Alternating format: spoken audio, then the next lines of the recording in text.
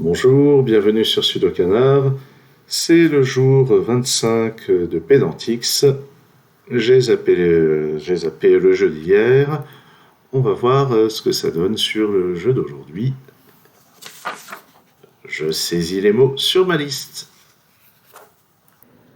Bon, j'ai saisi très peu de mots et j'ai déjà le D' ici. Je vais essayer de me débrouiller à partir de là, pour le moment, sans taper tous les mots. Parce que je vois que là, je sais pas quoi, éteint.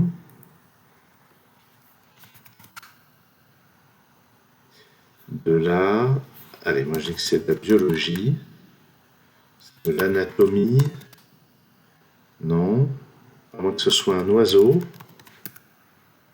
non, un arbre. Bon, finalement, je vais continuer de taper mes mots, on sait jamais. Bon, voilà, comme d'habitude, ça constitue à peu près 40% des mots du texte. Et puis, ben là, il y a plein de choses en une lettre. J'ai bien envie de taper des lettres individuellement. Ah bah le C, je l'avais déjà tapé. Tiens, le B. D. D, j'avais déjà tapé, évidemment. E aussi. F, G, H. Allez. Alors, remarque que je pourrais utiliser l'ordre du clavier AZERTY. Un R, un T. R, T. On va taper un Y, j'ai déjà tapé. I, U, I, O, P. U, S, D. F. F, j'ai dit G. H, J, K. L. Le L était déjà tapé. M. W, X, C, V, B et N. Bon, ok, ça y est. J'ai tapé toutes les lettres à RT égale. Qu'est-ce que c'est que ce truc? On dirait qu'il y a des maths. Est-ce que c'est la queue d'aronde? Non. La queue d'aronde, c'est une singularité dans le monde des singularités. Quand on étudie les formes un petit peu bizarres en 2 ou en 3 dimensions. Alors là, nanana est un des types, des genres. Je vais taper espèce, même si c'est pas un nom masculin. De la famille. Est-ce que c'est un des animaux? Non. Est-ce que c'est un des arbres? J'avais peut-être déjà tapé arbre avant de me remettre à tout ça. Elle équivaut. Elle appartient peut-être. J'ai déjà tapé famille. Oui. Catégorie. Un des archétypes. Je vais le taper au singulier pour voir. Type. Type au pluriel. Ah bah j'ai déjà tapé type. Typique. Typique au pluriel. Ah, typique, ouais. Dans un monde. Non, il n'y a pas de monde. Espace peut-être non plus. Est-ce qu'il est question de science? Pas clair. Est-ce qu'il est question d'art, de politique, de littérature, d'histoire,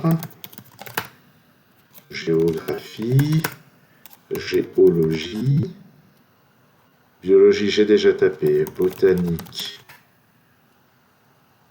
linguistique peut-être, phonétique. Elle est la plus proche, la plus phonétique, la plus sonore, la plus bruyante.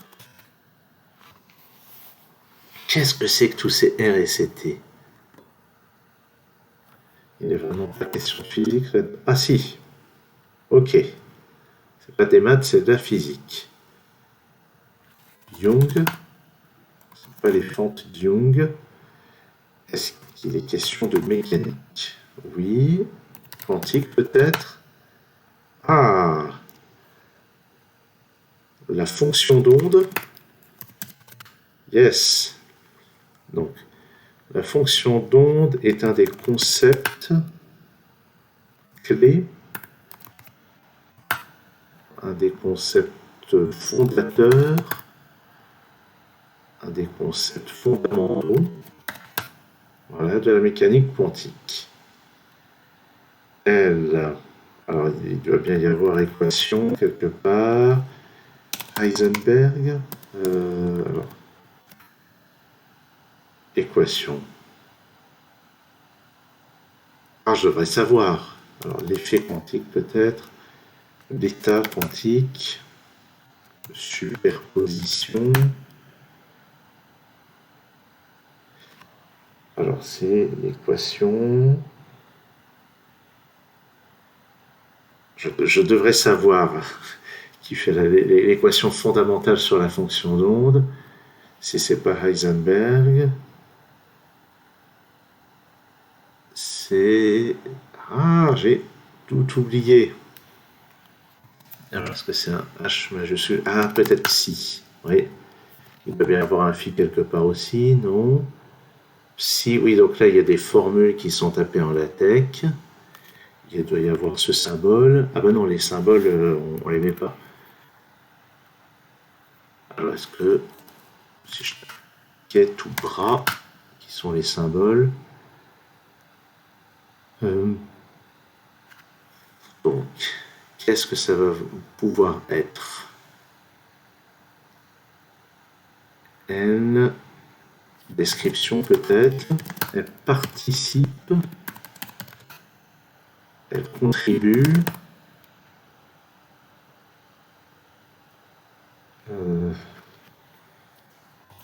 question de temps quelque part, logiquement oui, question de particules, peut-être d'électrons, ah non, peut-être de photons par contre, pas tout à fait, alors photons au pluriel, on va dire, ah je vois ici onde, ben, onde corpuscule, oui, lumière probablement aussi. Est-ce qu'il sera question de Broglie? Oui. Henri? Non, Louis plutôt. Louis de Broglie, dans sa théorie, je sais pas. Alors, théorie au pluriel, théorique, théorique au pluriel. C'est question d'abstraction, peut-être. Abstraite. Allez, on va mettre au pluriel aussi. Abstraite, non. Conceptuel, peut-être. De la notion de fonction d'onde qui apparaît à plusieurs endroits. L'équation, c'est pas l'équation de Boltzmann, mais c'est un nom qui aurait pu apparaître. Ah non, c'est plutôt en physique statistique, Boltzmann. La fonction d'onde était bien un tunnel à un moment, non? Non, ça n'a pas de rapport avec l'effet tunnel. L'équation de Schrödinger, voyons. Comme le chat du même nom. Est-ce qu'il est question du chat? Non. Voilà, la fonction d'onde est associée. Les solutions, peut-être simplement. Non. A. La fonction d'onde est utile, indispensable. Je ne connais pas le mot indispensable, je ne le connais pas non plus. À, etc. de l'équation de Schrödinger. À l'interprétation. L'interprétation de, je vais dire, Copenhague. C'est ça, l'interprétation de Copenhague de la mécanique quantique. Ne me demandez pas, je ne sais pas ce que c'est. On m'a déjà raconté, mais je ne sais plus. Alors, je suis en train de balancer des mots complètement au pif. Cette interprétation, théorie, j'ai déjà proposé théorique, sûrement pas pratique, macroscopique. C'est pas à cet endroit-là. On va essayer microscopique. Non, ça par contre, ça n'apparaît pas. là, c'est de la quelque chose quantique, peut-être chimie quantique. Ah non, il n'est pas question de chimie non plus. Je vais pas taper proton, ni neutron. J'ai seulement tapé électron, photon. Qu'est-ce qu'on pourrait avoir d'autre? Des kaons? Non. Des bosons? Non plus. Dans ce je sais pas quoi, elle est. Puis là, il y a plein de formules. Bon, je crois qu'on va afficher le reste. Elle correspond à la représentation. Forcément, correspond. Moi, je me bats contre les gens qui utilisent le verbe correspondre à la place du verbe être, mais c'est pas le cas ici. Elle correspond à la représentation de l'état quantique psi de t. Ah oui, forcément, ça se.